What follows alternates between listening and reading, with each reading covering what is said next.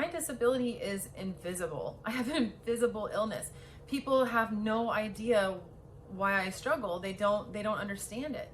The amount of focus needed and energy needed to keep up with the demands of a job like teaching was just beyond my reach for a lot of the years that I did teach. And I think that is a common experience for people with autoimmune conditions.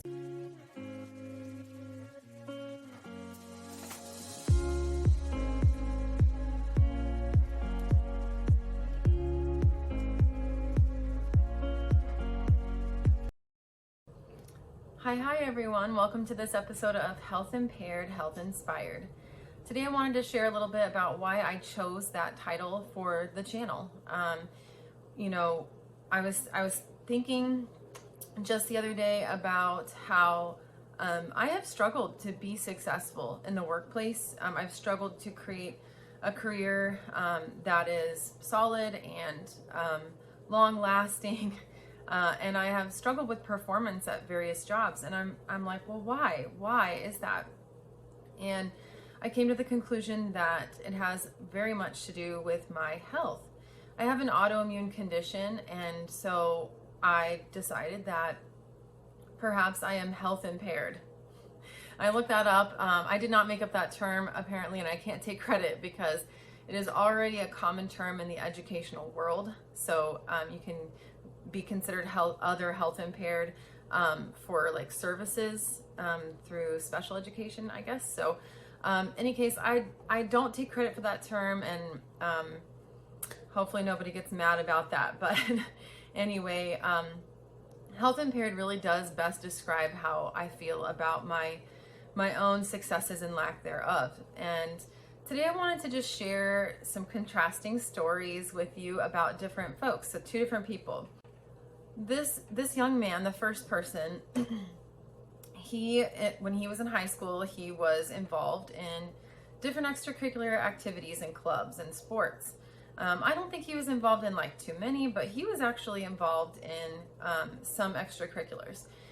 He also worked during high school and earned some pretty good money. He was able to basically buy himself a vehicle, if I remember correctly. He actually worked so much with this one company that like when he graduated, he just continued working with them.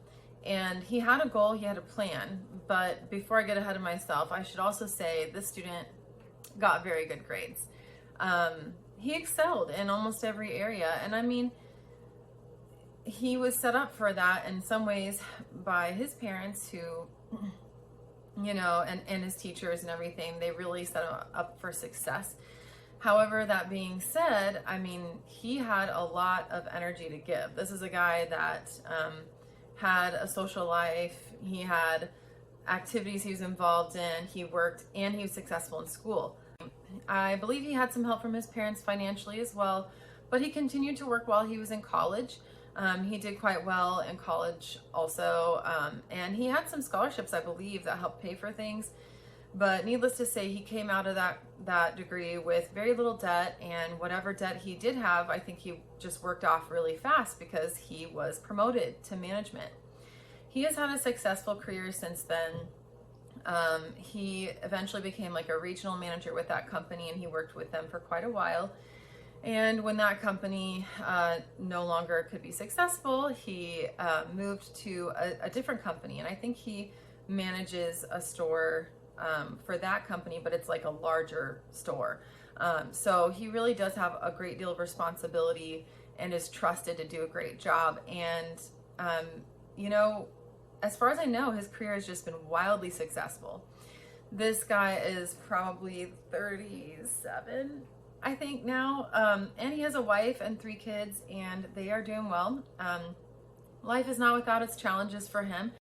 After he graduated, he continued to work with this company. He got moved up toward management positions. I think he became like an assistant manager, and he was on the fast track to become a manager with that company. But I think he was basically told that he needed a college degree, and he wanted to do that anyway. It was something that he planned on. But because he was doing so well with this company and they really wanted him to go far, they helped to pay for his college.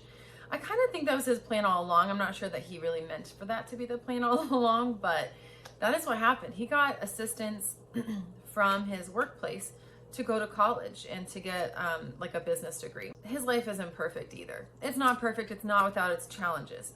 But that being said, let's compare kind of his path to person B, to the second person.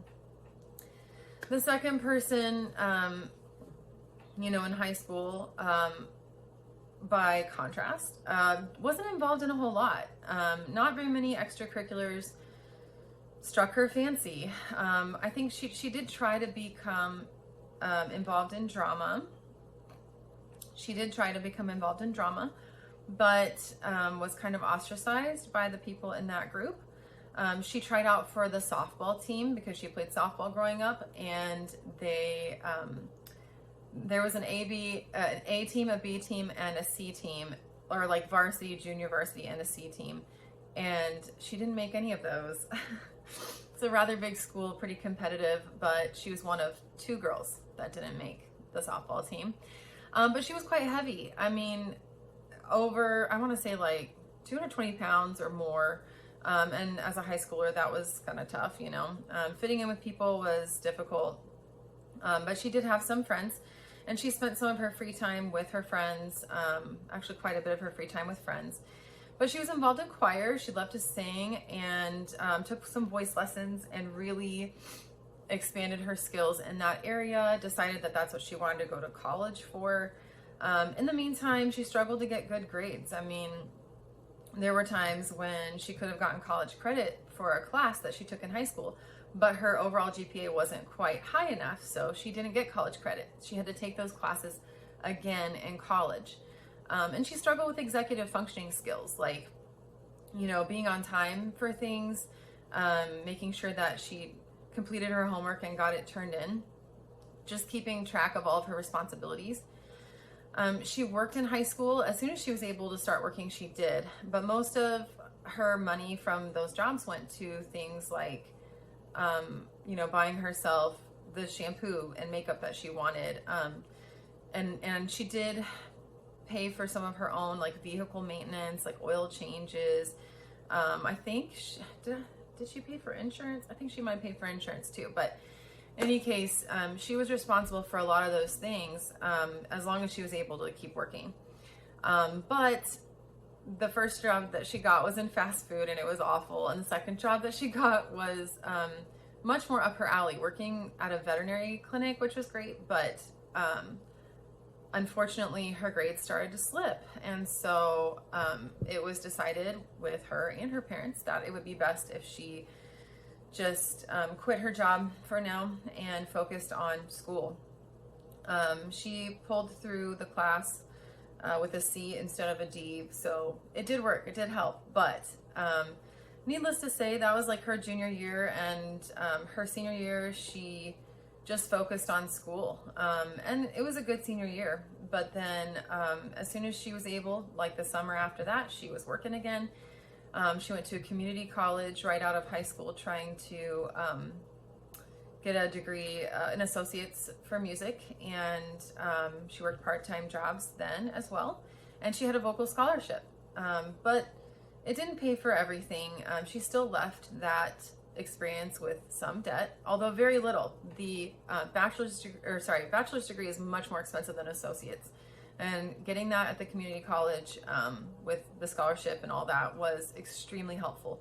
Basically, all she ever paid for was living expenses, and that's most of where her debt came from. So then she decided she wanted to continue to pursue music. So she went to a bachelor's program in a university a couple states away, left for college, and did a little bit better with grades. Needless to say, it was still a struggle. Executive functioning skills and study skills don't just pop up out of nowhere. Those came with hard work and with friends who helped a little bit. And grades, you know, the GPA that she had was always improving. But needless to say, she still wasn't like a star, you know, she wasn't shining.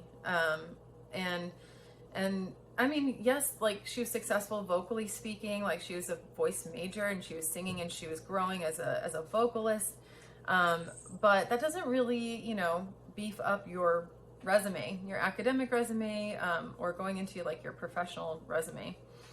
And so other than like campus fellowship stuff, a couple volunteer opportunities, that sort of thing, she really didn't have a lot on her academic resume. She ended up not even graduating on time. It was so difficult for her to just do like the basic expectations of college and to get by with the work that she was doing outside of college. When she entered the professional field, she had trouble finding a good job. She found kind of like, you know, a mediocre job, but she didn't need a degree for that. And I mean, part of the struggle for her could be blamed on the economic climate of the time. So it was like 2009, which apparently was like a recession or whatever, but it was not the most ideal time for her to enter the workforce. So needless to say, she entered the workforce, she had quite a bit of debt, and she had performance issues. You know, she watched those around her excel in the workplace. She watched those around her, you know, buying things for their home, like an entertainment set or like a new like bedroom set, and just able to do a lot more with the money that they were making, even though they made the same salary. And it's because she had debt. And her resume did not grow much during that time. She ended up going back to school later after she lost that job. And I'm going to kind of cut the story a little bit short here just to say that at every single turn, this person struggled to build a resume that was well-rounded, had not extracurriculars at this point. I guess in the professional world, you'd call that just like community involvement or volunteerism. And the voice scholarship really didn't cover a lot of college, so she ended up with a lot of debt after the bachelor's degree. She worked through the bachelor's degree after I think the first semester, and honestly did fairly well, but barely got through doing both of those things. Again, wasn't involved in any kind of like sorority or club or wasn't able to do a lot of volunteerism. It was just so much work, and she still struggled to just shine. Like it really, there's nothing about her that stands out on a resume. And she ended up being let go from multiple jobs because of performance issues. The quality of her work was really good, but she just couldn't keep up. And I will tell you right now, that first person is a real person that I know, and the second person is me. Yes, I got kind of lost. I was trying to remember some details about my own life that I forgot. But anyway, I have had so many struggles in my lifetime. I was looking back at that going, why? Like why did I struggle so much? Well, I think that the entire time I had a health problem. I was diagnosed with Hashimoto's when I was older, and even after I got a diagnosis, I mean, it took forever to get diagnosed, but even after I had a diagnosis, I really didn't understand how profoundly it affected my life and my career and my level of success. I am now like so far in debt, I have no idea how I'll ever pay it off. Not being able to keep up with grades, having trouble managing the classroom because I could not focus on like the content and teaching, as well as like student behavior and stuff like that. And really, teaching is an extremely demanding job, and there's a reason that we get the whole summer. And I have needed the whole summer in the past to like plan for the next school year, to get the classroom ready, to create my syllabus, to make sure I have all the materials needed for the next year. If this is not an issue that has ever come up for you, I want you to consider yourself privileged. And when I say privileged, I mean, think of it like, you know, male privilege, white privilege. it goes along with, you know, basically not being in a minority. Disabled people are sort of part of the minority. And unfortunately, you know, we're seen in the workplace as people who just aren't motivated enough. We are seen as like lazy. We're not willing to put in the same amount of effort as other people. And that's just not true, because the same task that someone else is able to do just takes a lot more effort for us, like so much more effort. And I want you to also consider the fact that my disability is invisible. I have an invisible illness. People have no idea why I struggle. They don't understand it.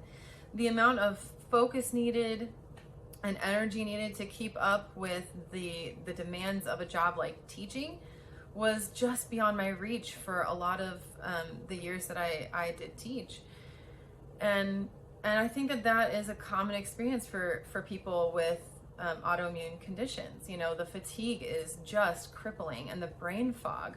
These are symptoms that perhaps you should try to become a bit more familiar with if you are normally abled and don't have an invisible illness of any kind.